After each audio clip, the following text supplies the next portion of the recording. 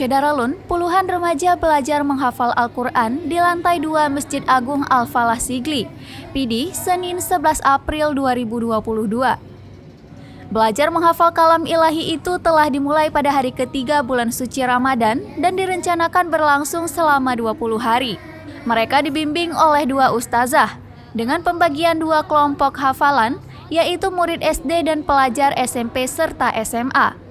Peserta yang didominasi wanita itu terlihat begitu antusias mengikuti belajar menghafal Al-Quran. Bagi peserta pemula, belajar menghafal Al-Quran diarahkan pada juz 30. Sementara pelajar yang mumpuni, maka hafalan dimulai dari juz 1 dan juz 2 dengan menggunakan metode penunjukan ayat. Sehingga melalui pembelajaran hafalan ini diharapkan agar generasi muda Islam di Sigli kelak menjadi insan Qur'ani.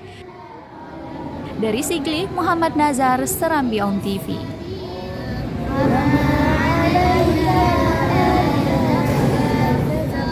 Wa